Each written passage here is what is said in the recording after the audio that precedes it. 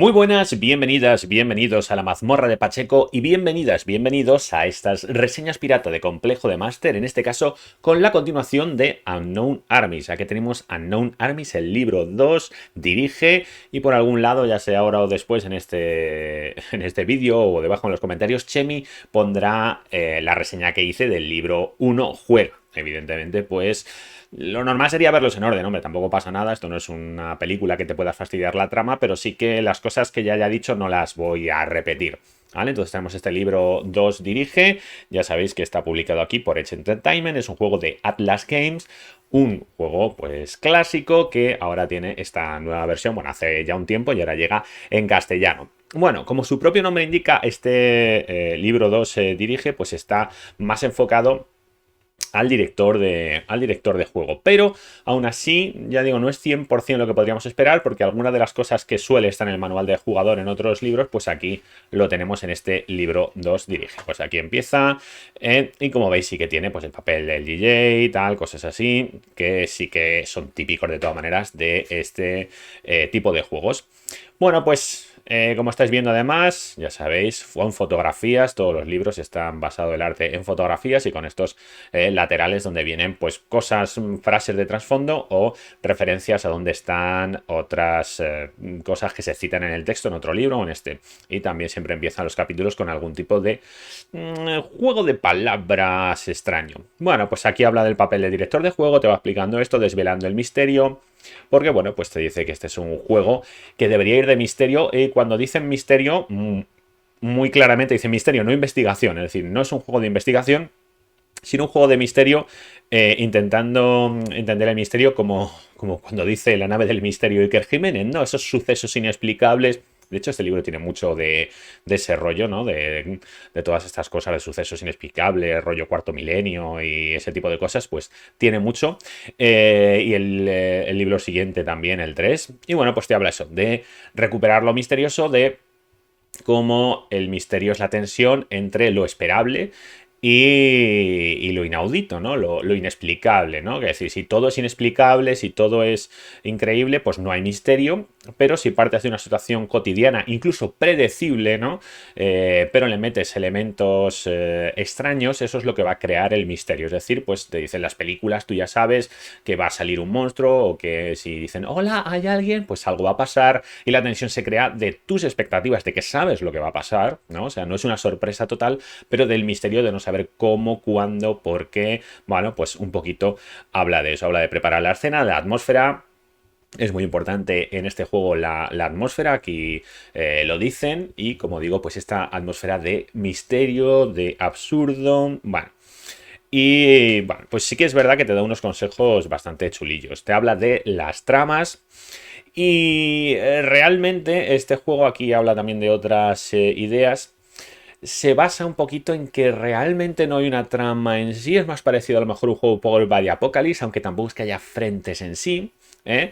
Te decía que, bueno, que hay una idea de que, bueno, pues tú puedes escribir una trama con una historia, pam, pam, pam, y los jugadores la van revelando. Te dice que esa no es la idea de Unknown Armies. Y luego esto te dice otras versiones de Unknown Armies donde estaba puesto más bien como el plan de los malos y que los malos tenían un plan y si los personajes no actuaban eso es lo que pasaría, un poco más tipo frentes o tipo Wars in Peril. Pero te dice que realmente en esta versión lo que le han dado es otro enfoque, ¿vale? Y ese enfoque sería que los personajes tienen un objetivo, como ya dijimos en el libro 1, los personajes tienen un objetivo y realmente la historia va de que los personajes sean proactivos y traten de lograr su objetivo. Y luego tú pueblas el mundo con un montón de misterios, con un montón de enemigos, con un montón de cosas y ves cómo, bueno, pues el objetivo de los personajes choca con el resto del mundo. Esa sería la manera, entonces no hay una trama en sí, sino que la trama se va construyendo de esa manera. Bueno, te habla de la ecuanimidad a la hora de ser un director de juego, con las reglas, con el mundo. Aunque está escrito de una manera más clásica y explicativa, sí que se ve que está inspirado en los principios del Power by the Apocalypse, ¿vale? ¿Qué puede hacer? Bueno, pues aquí tenemos ser inesperado, ser desagradable, ser confuso. Son cosas que un máster de Unknown Armies debe hacer. ¿Y qué no debes hacer? Pues entrar en el terreno personal. Evidentemente te dice que esto es un juego de horror y habla pues de estos mecanismos de seguridad que hoy en día, pues por fortuna, están tan de moda. Ser ignorante, es decir, ni por acción ni por omisión puedes liar la parda y te tienes que saber las reglas que te tienes que saber. Y arrebatar a los personajes los objetivos conseguidos, ¿no? Los personajes consiguen objetivos con unas mecánicas del juego y te dice que, claro, que no tendría sentido todo el juego si de repente tú se lo quitas, ¿no? Si ellos consiguen un castillo y tú se lo vuelas por los aires, pues que eso no tiene sentido. Y por supuesto será aburrido, ¿no? Que siempre dicen que no hay mayor pecado que ser aburrido, ¿no? Bueno, pues esos son, como veis, los consejos preliminares sobre cómo ser un director de juego y concretamente un director de juego de Unknown Armies. Y aquí hablamos de los objetivos y en este caso los objetivos de los personajes, ¿vale? La mecánica, como he dicho, de Unknown Armies principal, que es el motor de la trama y las historias de Unknown Armies, es que los personajes tienen que tener un objetivo, ¿vale? Tienen que querer algo. Y de hecho, al principio de la partida, los personajes se pondrán de acuerdo sobre qué es lo que quieren. Y ese objetivo, va acumulando un porcentaje según ellos hagan cosas a lo largo de la partida. Y se consigue en algún momento. De hecho, aquí empiezan explicando cuándo se consigue un objetivo, ¿no? De que hay que poner el objetivo unas características claras, ¿no? Una definición clara del objetivo, porque dice, pues ser rico, pero exactamente qué es ser rico, pues tener $1.000.000. Bueno, pues eso sí que es un objetivo claro y se puede saber cuándo se ha cumplido, cuándo no. Bueno, pues ese tipo de cosas. Y aquí te dice que muchas veces el objetivo se consigue fuera de escena, ¿no? Fuera de pantalla, como pone aquí. Porque a veces tú realmente lo que haces es conseguir llenar ese porcentaje del objetivo y se supone que narrativamente tu objetivo pasará, ¿no? Tú no es que consigas, no sé si lo explico bien, no es que consigas realmente el $1.000.000, a lo mejor lo que consigues en partida son los contactos, el trabajo, el trato y el $1.000.000 llega fuera de escena, a lo mejor entre una partida y otra, la siguiente escena empiezas ahí con tu $1.000.000, por poner un ejemplo así un poco chorra. Puede pasar muchas veces fuera de pantalla, aunque no tiene por qué, ¿eh? Puede pasar dentro de pantalla, dentro de juegos. Si tú el trato final de $1.000.000 lo haces jugando, pues ahí lo tienes, ¿vale? Pero que muchas veces hay que tener en cuenta que los objetivos se pueden conseguir fuera de escena porque tú lo que haces es sentar las bases de ese objetivo. Si tu objetivo, por ejemplo, es que todo el mundo en mi ciudad crea en la existencia del chupacabras, bueno, pues eso es un buen ejemplo de que tú conseguirás a lo mejor que sea un reportaje, que no sé qué, publicar unas fotos en partida y luego a lo mejor en la partida siguiente pone a pasar una semana y todo el mundo está hablando del chupacabras, la gente, pues yo qué sé, cierra las puertas por la noche por si viene el chupacabras. Digamos que la transición a conseguir de verdad ese objetivo se ha conseguido fuera de escena, ¿vale? Y bueno, te habla de algunos atajos para conseguir el objetivo y el más importante es tirarse a la piscina. Porque como os he dicho, el objetivo pues empieza con 0% normalmente, bueno, a veces empieza ya con un porcentaje y digamos, pues yo qué sé, tú quieres que todo el mundo crea que existe el chupacabras, pues tienes un 15% de hacerlo, ¿vale? Perfecto. Y se supone que lo consigues cuando llegas al 100%. Cuando llegas al 100%, pues lo has conseguido. Pero puedes intentar en partida hacer alguna acción que podría hacer que cumplas el objetivo y tirar por el porcentaje que tienes, ¿vale? Imagínate que has conseguido que la gente crea el chupacabras 80% y tú dices, me la juego, voy a por ello, haces una última acción y haces una tirada. Todos los jugadores del equipo tienen que estar de acuerdo y haces una tirada, te la juegas y si sacas 80 o más, pues lo consigues y si no, fracasas, que también tiene pues unas consecuencias evidentemente muy negativas en este caso.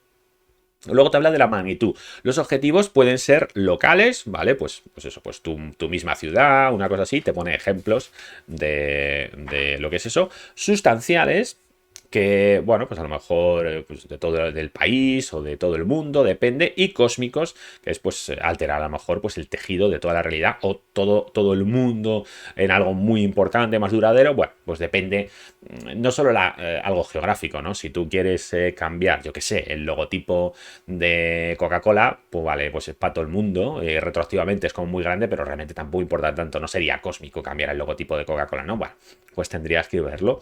Y luego hay que ver el itinerario. Realmente Como he dicho, el juego va de que los personajes hagan planes para conseguir su objetivo.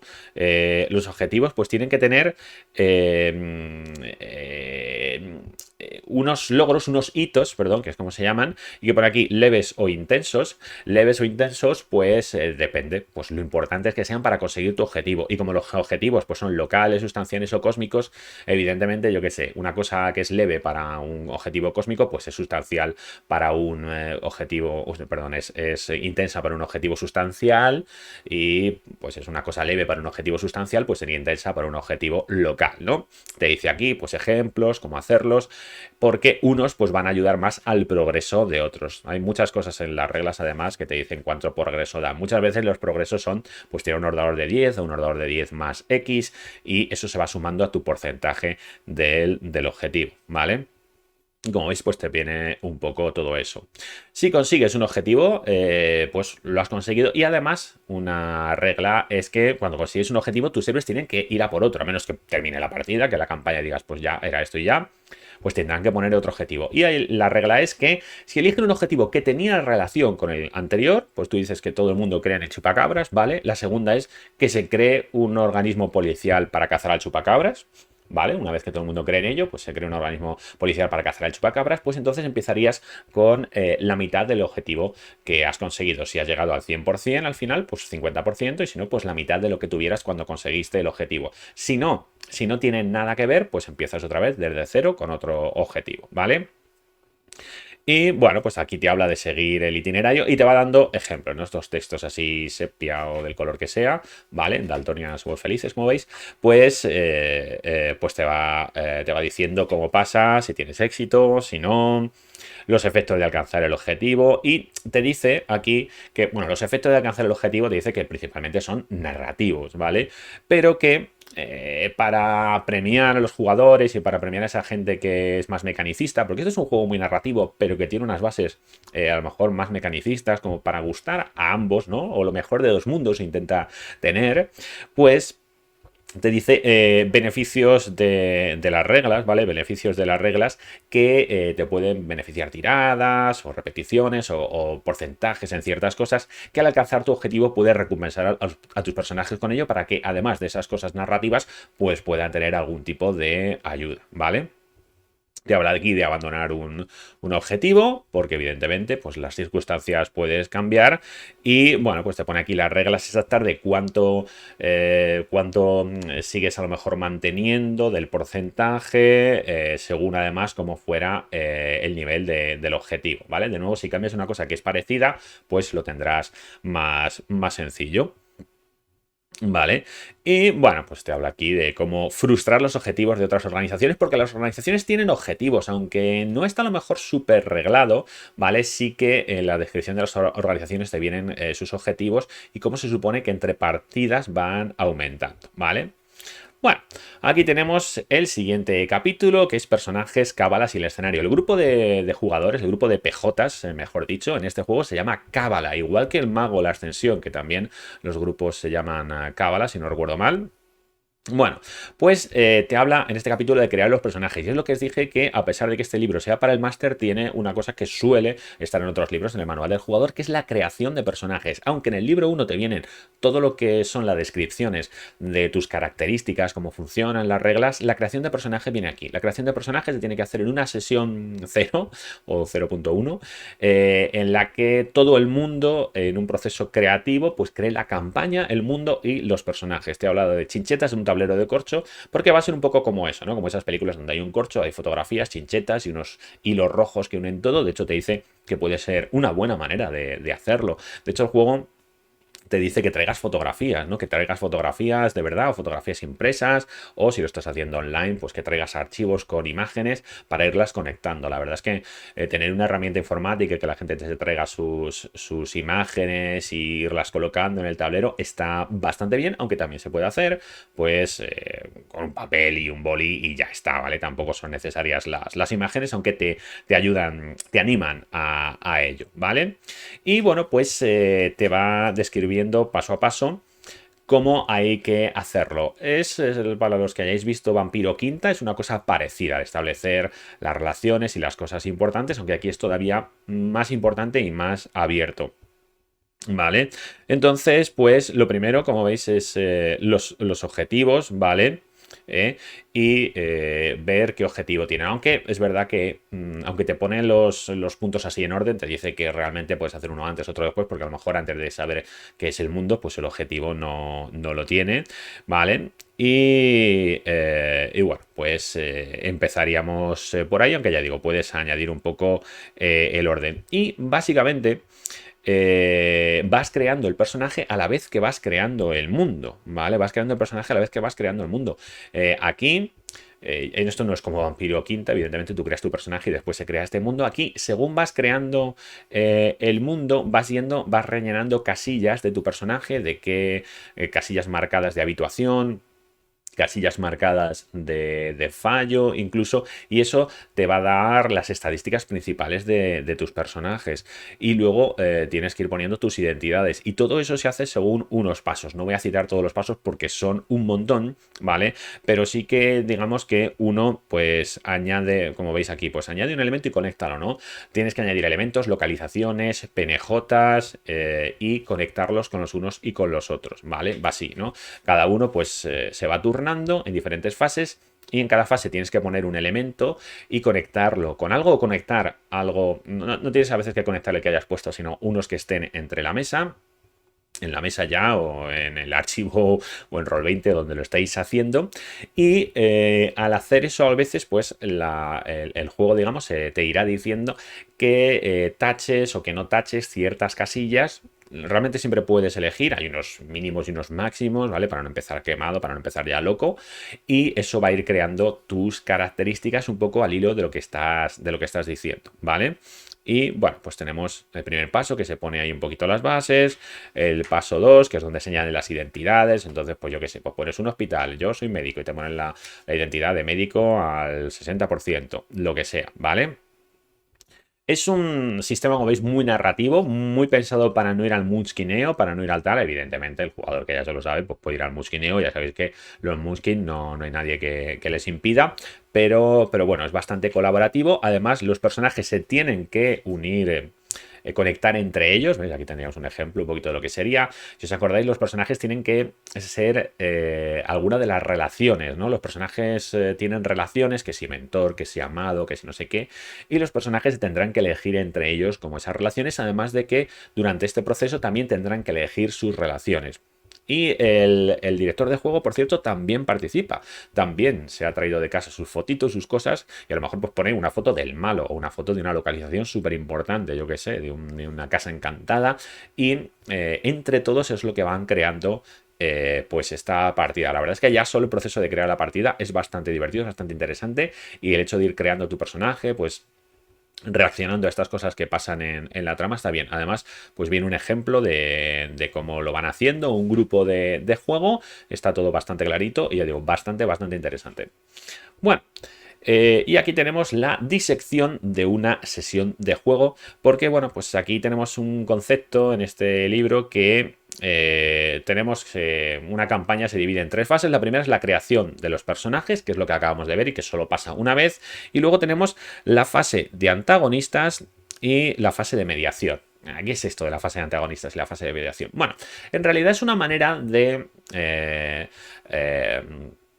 sistematizar algo pues que muchas veces hacen los máster en un montón de juegos, sea Unknown Armies y no. Y es diferenciar la fase en la que el máster está entre partidas creando pues sucesos, personajes, PNJs, etcétera, y luego la partida en sí, ¿vale? La llaman la fase de antagonistas, es la fase en la que pues eso, los antagonistas, digamos, hacen cosas. Sería como avanzar los frentes en Power by the Apocalypse. Si yo he creado una secta del fin del mundo, pues entre partidas yo digo, ¿qué hace esta secta del fin del mundo? ¿Cómo consigue sus objetivos? ¿Qué es lo que va a hacer? ¿Qué va a mandar a por los personajes? Tal y cual. Y luego, en la fase de mediación, pues es, digamos, la partida normal con los jugadores, y todos esos elementos que yo he pensado en la fase de antagonistas aquí entran en juego. El juego, lo que un poco te quiere decir su filosofía, las cosas las pienses entre partidas, ¿no? Y entre partidas es cuando digas, pues ahora va a aparecer un zombie, va a aparecer no sé qué, ahora va a aparecer tal, ahora le va a traicionar este. Y durante la partida te ciñas a lo que has pensado y no crees cosas nuevas. A ver, te dice que en una partida de rol hay que improvisar, pero digamos que para este juego lo justo sería que entre partidas tú pienses todas las maldades y que luego en la fase de mediación que juegues con eso que has pensado, que no te inventes sobre la marcha cosas a menos que sea estrictamente necesario, ¿no? Un poquito sería la filosofía. Está bastante bien explicado y tiene bastante sentido. Bueno, habla de la fase de personajes, que es lo que hemos hablado, y también un resumen aquí, pues bastante sucinto. Aquí está sobre cómo una columna sobre cómo introducir personajes nuevos, si uno muere o si viene alguien al grupo. Bueno, pues las típicas reglas para estos juegos que tienen una creación de personaje tan complicada. Y te habla de la fase de antagonistas, ¿no?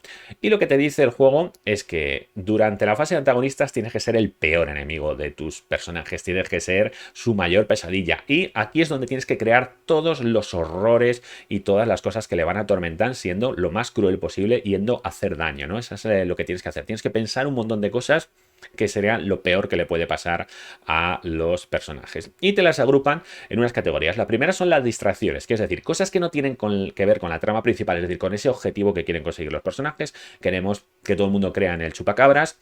Pues cosas que no tienen nada que ver y puede ser, por ejemplo, pues que, yo qué sé, que el marido de uno de los personajes está hasta las narices de sus rollos raros y le quiere abandonar. Y tú lo tienes como identidad de amado y todo. Y no quieres que eso pase, ¿no? Entonces eso sería una distracción. También una distracción puede ser mística, ¿no? Que al hacer que todo el mundo crea en el chupacabras, yo qué sé, los cazadores místicos de no sé qué, pues se enfadan con los personajes. No tiene directamente que ver, pero distrae a los personajes de su objetivo, ¿no? Y dice que el director de juego siempre tiene que intentar distraer a los personajes de su objetivo, ¿vale? Luego están los obstáculos. Los obstáculos son pues las cosas que sí que hay que superar para lograr su objetivo, ¿no? Para que la gente crea en el chupacabras, pues a lo mejor tienes que... Un obstáculo es la universidad de tu ciudad, que tiene unos científicos que demuestran que el chupacabras no existe, que eso tal y cual, pues ese sería un obstáculo. Cómo desacreditar, por ejemplo, a esos científicos que están demostrando que el chupacabras no puede existir, ¿vale? Eso es un obstáculo. Y luego tenemos las consecuencias, que las consecuencias realmente son lo que se deriva de las acciones de los personajes. Las consecuencias serán o distracciones o obstáculos, pero las diferencian porque el juego te dice que son realmente las más importantes.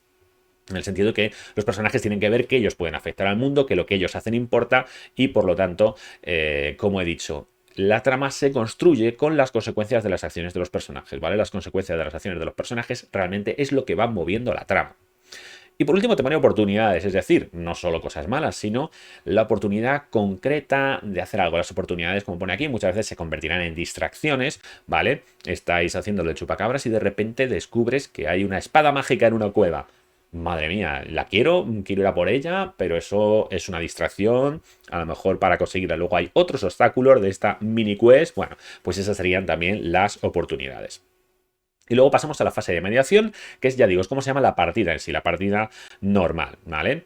Y lo que te dice aquí, ¿vale? Y esta es yo creo la idea más chula, es que si en la parte anterior, la parte de antagonistas tienes que ser lo peor, tienes que ir a hacer daño, tienes que inventarte las cosas más horribles, aquí es cuando empezamos con esa idea de Power by Apocalypse, de ser el fan número uno de tus personajes, ¿vale? Es decir, sé todo lo malo, ruin y mezquino que quieras en la otra fase y en esta, al contrario, en esta reconoce que son los protagonistas de tu serie, de tu película, que los tienes que mimar, que los tienes que cuidar, lo cual te dice aquí, no quiere decir que les salves, no quiere decir que seas máster mamá, no, lo que quiere decir es que tengas esa idea de ellos son capaces, ellos son los héroes, ellos pueden conseguir las cosas, ¿no? Y ya digo, a mí me gusta mucho esta idea de ser malo en los preparativos y luego ser ecuánime y pues ser fan de los personajes durante la mediación.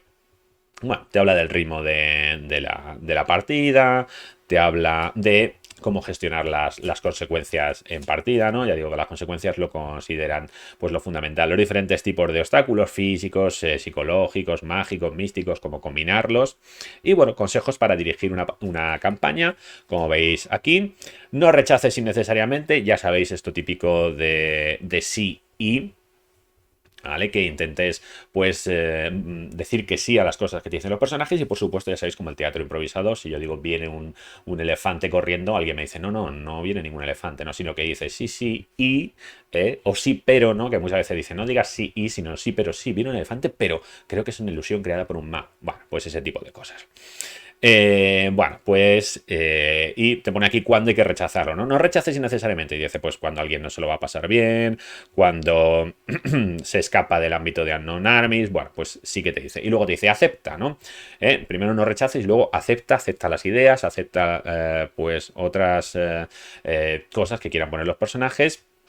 Y te habla de la conclusión, ¿no? De cómo se termina una aventura, una campaña, pues esos consejitos, como veis, sucintos, pero está bien, ¿eh? Yo, la verdad es que esa sección de ayuda del director de juego me ha parecido que estaba chula. Bueno, el capítulo 5 se llama El otro equipo y realmente se refiere al equipo de los malos, ¿no? De los personajes, de los PDJ, los personajes del director de juego, como los llaman aquí.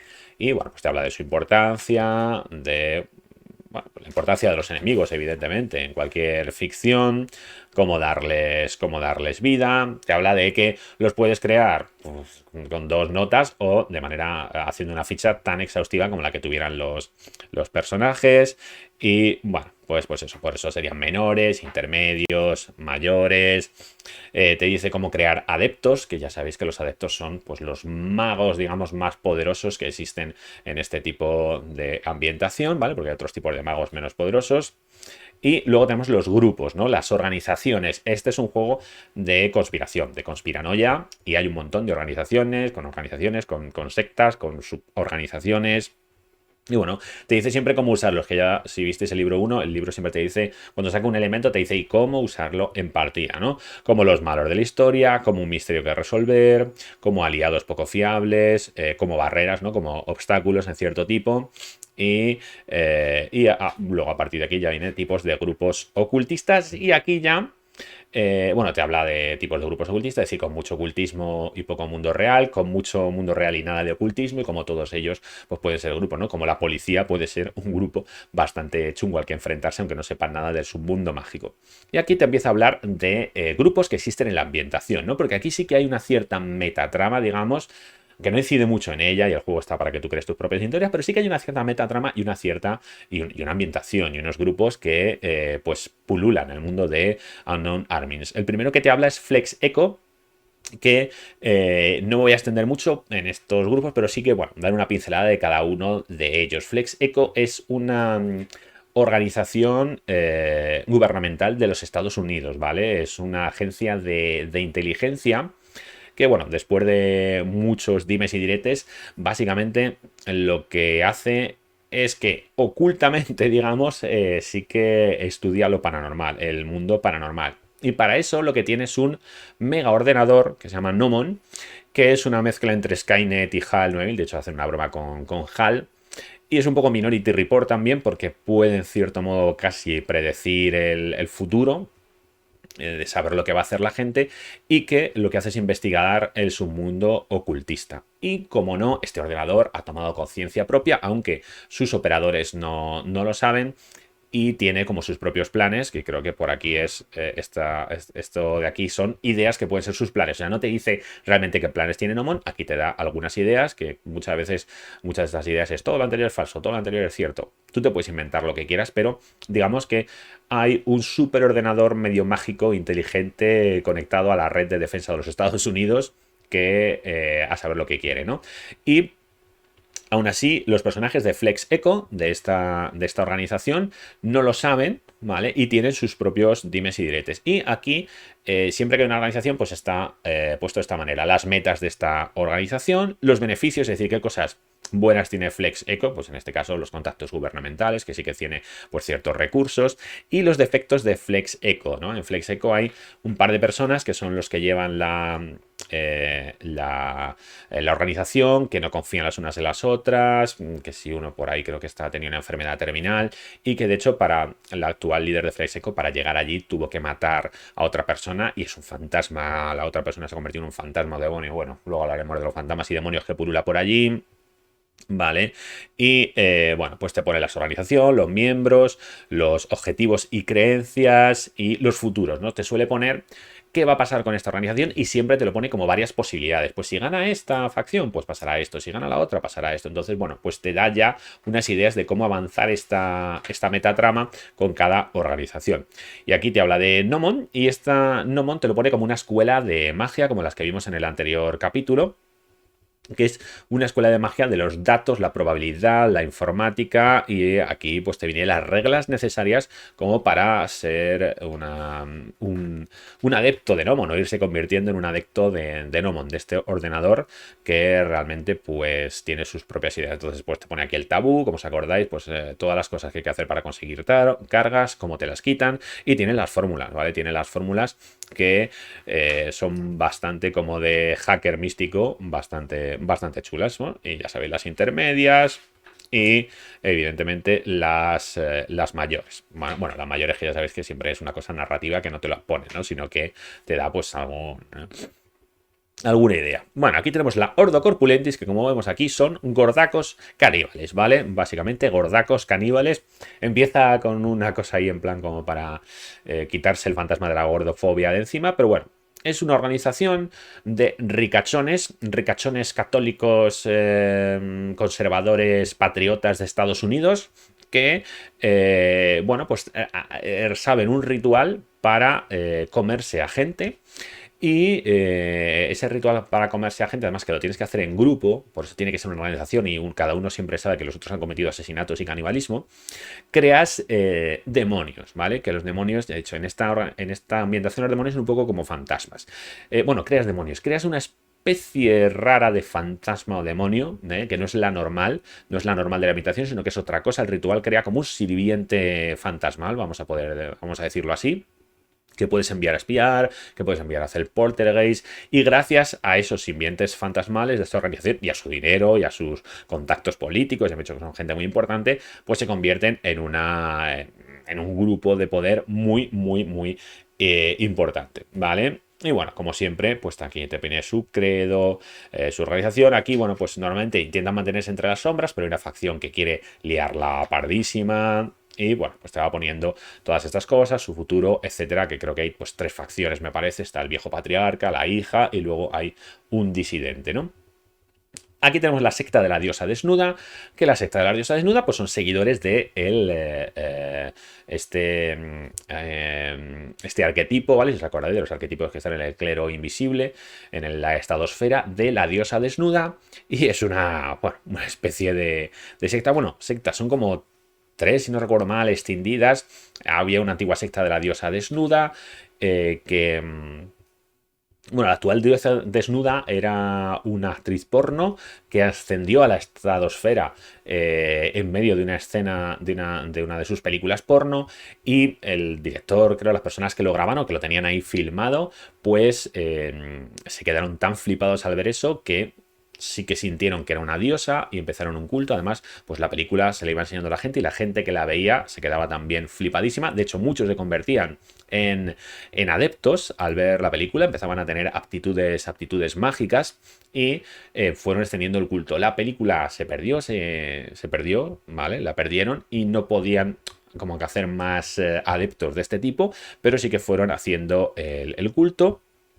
Y intentando recrear esta idea, pues decidieron grabar una super mega película con una orgía increíble, que te cagas, una superproducción del porno. Y a la vez que esto pasaba, un grupo, una feminista radical, con un grupo, bueno, feminista radical lo pone aquí, con un grupo de sus compañeras, se enteró y fue a boicotearlo, y a la vez el FBI, por las drogas y tal que usaban y cosas chungas que hacían, pues fue allí. Entonces coincidieron todo el cast de esta super mega producción porno con las feministas que iban a hacer ahí como una protesta, con la gente del FBI, y cuando todo el mundo se juntó, sí que se creó esa epifanía, sí que apareció, bueno, la diosa desnuda tocó a un agente del FBI así en la mejilla y ese agente del FBI se convirtió en un avatar de la diosa desnuda. De hecho, cambió su sexo, cambió su vida completamente y ahí es donde se crearon pues las tres facciones de esta secta de la diosa desnuda. Por un lado están los de toda la vida, los que habían visto la película original, que de hecho han localizado ya donde está y la quieren conseguir, que serían pornomantes, que son unos tipos de adeptos que consiguen su magia a través del porno, bueno, del porno, sí, del porno más o menos, o del sexo, cosas así. Hay que recordar que siempre en este juego siempre hay una paradoja, ¿no? Los tipos que tienen pistola no disparan, a lo mejor los tipos que usan el porno no practican sexo, bueno, pues ese tipo de cosas. Luego tenemos a esta feminista que se dio cuenta con esta epifanía que estaba un poco que no sabía, no estaba llevando bien su objetivo y lo que ella cree que la diosa desnuda le ha dicho es que lo que tiene que hacer es destruir todos los órdenes sociales existentes, no solo la opresión patriarcal, sino toda la sociedad, todas las normas y se volvió una motumante, si no recuerdo mal. Y por último, pues está este avatar, este policía transformado en avatar, que como la diosa desnuda es siempre misteriosa y fascinante, pues realmente su secta no sabe ni lo que hacen ni quién es. Y como veis, aquí te viene alguna de los perfiles así, digamos, de atributos, por así decirlo, de algunos personajes. Y de hecho viene aquí las fichas. Algunos personajes vienen como sus fichas, otros no, ¿vale? A veces de una manera un poco arbitraria. El siguiente grupo son los durmientes, que los durmientes son un grupo de personas del submundo ocultista, algunos de ellos pues, con verdaderos poderes, que lo que se dedican es a que la magia no trascienda. Ellos no quieren destruir la magia, sino que lo que quieren es que la magia, que los seres humanos no puedan verla, que los seres humanos nunca perciban la magia. Es lo que llaman el tigre, y el tigre no puede despertar, ¿no? Si los seres humanos de verdad se dieran cuenta, porque hay unas reglas de disturbios en este juego y normalmente cuando la gente ve cosas muy chungas puede haber histeria colectiva, ¿vale? Y bueno, pues son asesinos súper chungos. Estos prácticamente todo el mundo sabe que existen los durmientes. Es verdad que hay como los durmientes poser y los durmientes de verdad, y aquí te los diferencia, pero son muy chungos. O sea, van allí, matan, queman, hacen lo que haga falta. Primero a lo mejor pues te dan una paliza o te dan una advertencia, pero si no, pues van a por ti y te van a matar, ¿no? Intentan que la magia no trascienda, tienen un montón de conocimientos, tienen poder, hacen unas reuniones donde dicen, bueno, pues estos son los objetivos para esta zona, y la verdad es un poco el hombre del saco para muchos en el submundo ocultista, ¿vale? Estos durmientes que quieren que la gente pues siga durmiendo y que, como veis aquí, pues sus técnicas son bastante chungas, ¿vale? Tienen un grupo de líderes que se llama el comité, donde hay personajes bastante importantes dentro de la ambientación, ¿vale? Porque esta ambientación también tiene algunas personalidades importantes y te habla de ellas. Luego tenemos la Nueva Inquisición, que la Nueva Inquisición no, el nombre podría engañar un poco. La verdad es que la Nueva Inquisición es una organización que en principio era como una empresa privada, que, bueno, de un tipo que había descubierto en su mundo ocultista la magia, los artefactos, y decía, bueno, pues aquí hay un negocio, aquí hay compra-venta de artefactos, tal y cual, y yo me dedico a esto como si fuera una empresa. Hubo una especie de medio golpe de estado, su guardaespaldas le intentó traicionar, y ahora lo ha creado como una especie de secta, ¿vale? En realidad siguen siendo una especie de empresa, ¿no? Que se lucra a través de buscar artefactos o hacer cosas dentro de su mundo ocultista, pero se ha convertido en una especie de culto a la persona de su líder. Hay varios niveles de seguridad. Son como funcionarios un poco, bueno, o como, sí, como una empresa, ¿no? Aunque tiene un rollo así un poco funcionarial, niveles de seguridad, encargos, lista de gastos, etcétera, etcétera, y vas ascendiendo, ¿no? En esta jerarquía hasta, pues, el líder supremo de esta, digamos, medio secta, medio empresa que tenemos aquí con la segunda Inquisición. También aquí sus miembros, sus cosas, y como veis, algunos de sus características de sus miembros. ¿Vale? Bueno, de Alex Abel, que es el cerebro de la organización y que es un personaje muy importante dentro de la trama, Alex Abel. Luego tenemos Mac Attacks, no confundir con Ars Attack, que es otra secta bastante chunga. Y bueno, Mac Attacks es bastante cachonda. Es un grupo que se creó un poco en plan de hippies de la magia hace mucho tiempo, que decidieron que lo que iban a hacer es intentar un resurgimiento de la magia a nivel universal, a nivel mundial, ir haciendo que la gente vuelva a traer la magia al mundo, muy flower power. Y la idea original de los altruistas que crearon al principio esta organización era usar las líneas ley que recorren Estados Unidos y que coinciden con las grandes autopistas, porque los que hicieron las autopistas lo conocían, etcétera, etcétera, y en los bares de los restaurantes de carretera ir dejando en la comida cargas, ¿vale? Las cargas, ¿os acordáis? Del libro 1 es esa energía mágica, que es la moneda de cambio para hacer magia. Y aunque tú no seas mago, si tú recibes una carga, ¿no? Si te comes una hamburguesa con una carga mágica, tienes magia en tu interior. Como no sabes hacerla, saldrá de algún modo extraño, pero a tu alrededor pasarán fenómenos extraños y esta aleatoriedad, esta locura es lo que Mac Attacks pues quiere hacer. Entonces lo que hicieron es infiltrarse en McDonald's y ir poniendo cargas aleatoriamente en las hamburguesas. Hicieron un ritual para que cierto año pues, fuera el mejor del mundo y ese año fue el año del 11 de septiembre, que por cierto es un evento importante dentro de la trama. Es un evento que no tiene nada mágico, o sea, el evento fue como nuestra vida real, fue Al-Qaeda tal y cual, no entran muchos detalles en esto, pero sí que después las consecuencias, esta guerra contra el terror, este aumento de la seguridad, de las agencias de seguridad, sí que fue muy importante, gracioso porque tanto en Vampiro Quinta Edición pasa esto, como incluso en Exoterroristas también pasa esto. El evento del 11 de septiembre no tiene que ver con su ambientación, no es fantástico, pero las consecuencias afectan a las ambientaciones, ¿no? La verdad es que evidentemente es un evento, pues tristemente, que afectó al mundo a muchísimos niveles y aquí también, ¿vale? Es un evento que causó bastante revuelo. Y bueno, pues por estas especie de guerras, hay una guerra, se llama la Guerra de los Susurros, que pasó después, cuando todo esto, pues esta sí que quedó bastante fastidiada con su líder perseguido. Y ahora mismo hay tres facciones, ¿vale? Hay tres facciones. La primera sigue, que son como la vieja guardia, que siguen aquí con esta locura, sigue infiltrada en McDonald's, aunque ahora ya son menos. Luego, una segunda al mando de antes se pasó y pasó la estructura, como veía que estaba comprometida, se pasó la estructura y se pasó a Burger King, ¿vale? Y intenta crear otra estructura, pero esta vez con más cuidado, esta vez siguiendo unos objetivos más concretos y en Burger King. Y luego hay otra facción que no le gustaba cómo estaban haciendo la cosa y que intenta pues dar cargas a objetivos muy concretos y esa se pasó a Starbucks. Es Starbucks. Espera, me estoy dejando una.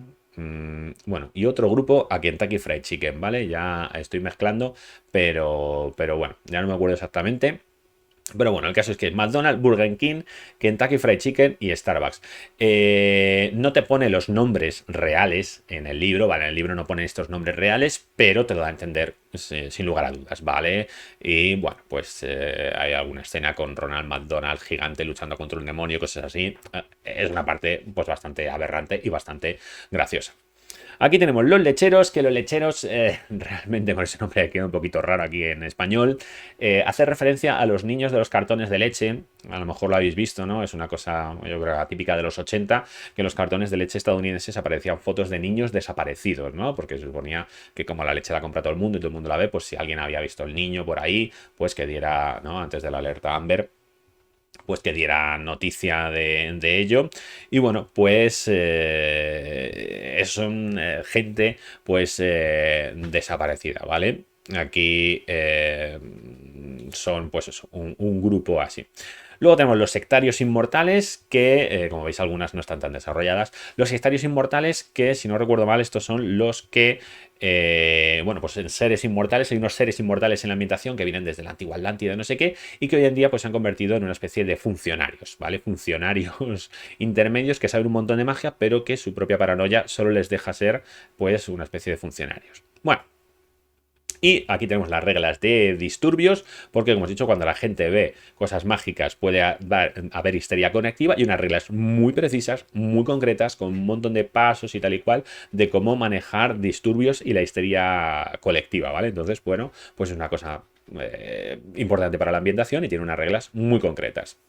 Bueno, el siguiente capítulo es la inhumanidad, los seres inhumanos. Porque, bueno, como dijimos en este juego es antropocéntrico. Todo realmente, todo el universo está creado por los seres humanos y los seres humanos somos los que tenemos realmente el poder. Puede recordar un poco a Cult, pero aquí es más una especie de democracia secreta que en Cult esto de que estamos encadenados por otros seres y tal y cual.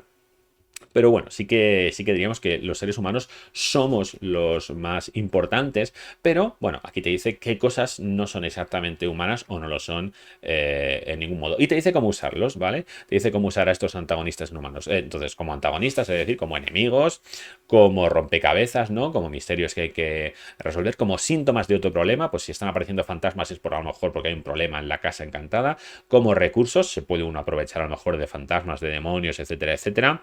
Y como elementos imprevisibles, ¿vale? De repente hay pues una montaña de basura que está metiéndose en medio de una guerra de bandas en los barrios bajos. Pues un elemento imprevisible. Y aquí te habla de los demonios. En este juego los demonios no son ángeles caídos, sino seres humanos que al morir, hay una cosa que se llama el velo, el más allá, pues vuelven, ¿no? Después de haber estado en el más allá, vuelven porque pues eso, tenían asuntos pendientes o tenían una ira o alguna emoción que les ha anclado, ¿vale? Como veis, realmente los demonios aquí son un poco como fantasmas. Realmente los demonios y los fantasmas en esta ambientación se mezclan. Se llaman demonios, pero son seres humanos que existieron, ¿no? Pues si yo me muero, pum, pues luego vuelvo y hay un demonio que realmente soy yo. Lo único que al volver pierden toda su bondad, toda su empatía y se obsesionan con lo que querían conseguir en vida o con aquella emoción que tenían que hacer en vida y harían lo que sea para conseguirlo. Una de las mayores cosas que quieren es poseer cuerpos humanos porque así pueden volver a disfrutar de la vida, ¿no? Y ya sea para tomarse una taza de café,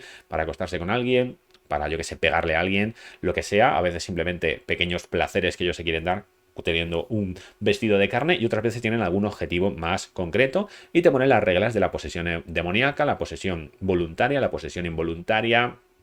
Bueno, cómo echar a un demonio del cuerpo. Los demonios siempre tratan de hacer tratos, ¿vale? Para que conseguir cuerpos que poseer, sobre todo pues conseguir cuerpos voluntarios que poseer. Y bueno, pues muchas veces los demonios tienen conocimientos, tienen magia o tienen poderes que pueden ayudar a los personajes y, bueno, pues te dice siempre que van a intentar engañarles, que van a intentar embaucarles porque siempre son mentirosos y siempre son malvados, a pesar de que muchas veces tienen todas las respuestas o todo el poder. Luego tenemos los demonios, tenemos aquí los espectros, que los espectros serían demonios que han involucionado, que llevan tanto tiempo siendo demonios y han involucionado y se convierten, serían así como los malos de Wraith, no me acuerdo cómo se llamaban, también eran espectros, ya no me acuerdo. Son una especie como de fantasmas ya prácticamente sin mente, que lo único que hacen es repetir lo mismo, ya no tienen tanto a lo mejor poder, ni como los demonios, algunos no se pueden ni comunicar y bueno, pues serían estos fantasmas malvados, un poco locos. Y luego ya aquí habla de las entidades sobrenaturales, antinaturales, perdón, que son las que no están basadas en los humanos directamente, sino que se han creado por el choque entre la realidad, digamos, material y la magia. Te habla de los diablos, que es una cosa distinta a los demonios, que estos serían ya los diablos serían, pues, los demonios más Dungeons and Dragons con cuernos, que pueden tener una entidad física, porque los otros he visto que son como espectros, solo pueden poseer a la gente. Estos sí que pueden tener una entidad física y pueden tener un cuerpo, poderes y cosas así, ¿vale? Y te habla, pues, de algunos de ellos, los susurradores, los diamétricos, ¿vale? Que tenemos aquí, ¿vale?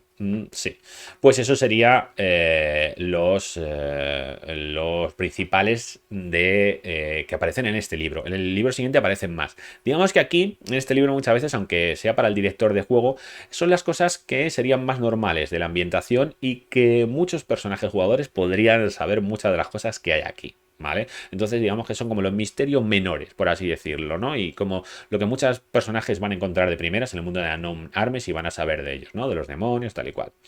Bueno, aquí te hablan de la localización, Y bueno, pues simplemente es un capítulo para hablarte de la importancia de las localizaciones en un juego de rol, en tu campaña, en tu partida. Y pues de nuevo, cómo se pueden usar como recursos, como fortalezas, donde los personajes pueden vivir como un propio objetivo.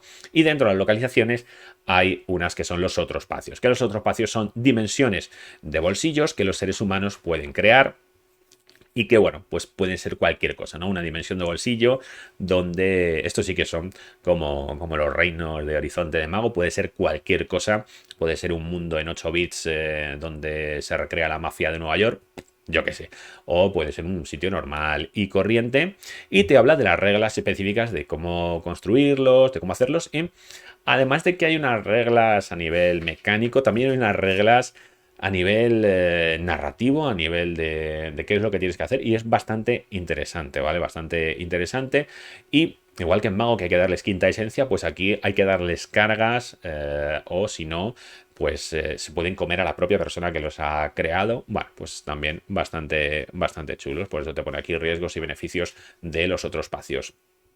Y después te habla de un otro espacio que existe en la ambientación y que de hecho es el otro espacio más importante de todos, que es la Casa de la Renuncia.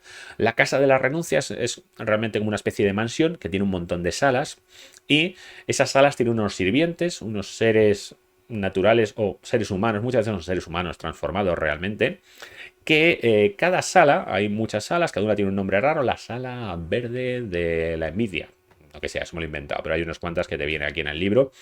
Y la Casa de la Renuncia es un otro espacio en el que puedes entrar de manera fortuita o la casa te puede buscar o los agentes de la casa pueden ir a por ti, que lo que hace es que te convierte en lo contrario de lo que eres. En el sentido que haga la casa. Por ejemplo, si tenemos la casa verde, la habitación verde de la envidia, pues, pues a lo mejor, pues eso, tú envidias a alguien fuerte, pues te convierte en lo contrario y pues lo que hace, yo qué sé, que te vuelvas un gordaco y no pusilánime y flojucho. Algo así, yo qué sé, por ejemplo, puede ser cualquier cosa, ¿no? Si tú eres una persona ambiciosa, pues puede que la casa te vuelva una persona totalmente dadivosa, puedes acabar como un mendigo regalando todas tus posesiones, bueno, pues eso. Esa transformación puede ser simplemente psicológica, ¿no? Yo entro ahí en plan, yo entro como un cobarde y salgo como un valiente, o puede ser que cambie toda tu realidad, ¿no? Yo entro allí como un cobardica y salgo como un valiente, pero además salgo como un valiente y en esta nueva realidad soy pues un soldado o un jefe de la policía o un bombero, ¿no? Algo que vaya con esta nueva identidad mía de valiente, con lo cual todo el mundo se reescribiría y entonces justo, en vez de ser un profesor, saldría de ahí y sería, pues yo qué sé, pues el jefe de la estación de bomberos de aquí, de al lado de mi casa, pues ese sería yo, que ahora soy un súper valiente, ¿vale? Eso también puede pasar, o incluso yo puedo entrar como justo y salir como Franka Schaffer en Alemania, que soy soldado, ¿no? Porque la Casa de la Renuncia ha dicho que para ser yo valiente tenía que convertirme en Franka Schaffer y justo dejaría de existir y en esta nueva realidad que ha creado la Casa de la Renuncia, pues Franka Schaffer ha existido toda la vida, ¿vale? Entonces, normalmente no se llega a ese extremo, ¿no? Normalmente es más bien el primero que te cambia la manera de ser, pero la Casa de la Renuncia tiene el poder extremo de crear como otra realidad, de alterar todo lo que es la realidad. Aunque en el libro siempre pone que estos cambios extremos de la realidad siempre dejan cicatrices y siempre dejan fisuras, ¿no? Franka Schaffer podría descubrir en algún momento un vídeo perdido de YouTube conmigo hablando y diría, madre mía, este tipo me suena. Bueno, pues te viene algunas de las cámaras que existen, la cámara de las pesadillas atascadas, la biblioteca de la discordia y bueno, te viene exactamente lo que hace, los efectos de juego que tiene sobre los personajes, los seres que están allí, los agentes de las habitaciones y la verdad es que son cosas bastante chungas y algunos de estos sí que he visto que pueden ser usados por los personajes incluso con beneficios, ¿no? Porque hay alguna, cuando tienes a lo mejor muchas casillas marcadas de habituación, pues hay una casa que lo que hace es quitártelas, entonces podría ser incluso útil para tu personaje o para dar un giro a la campaña. ¿Verdad que algunas de estas casas parecen como pensadas para que pasen los PJs por ellas y crear un nuevo giro en la campaña o algo así? Aunque bueno, no sé yo, es bastante turbio. Y bueno, pues con esto hemos llegado al final de este libro. Aquí tenemos estas fotografías y aquí tenemos la hoja de personaje. Aparecen 3 hojas de personaje Bueno, aquí tenemos, pues ya vimos los dementómetros, ¿vale? Con la impotencia,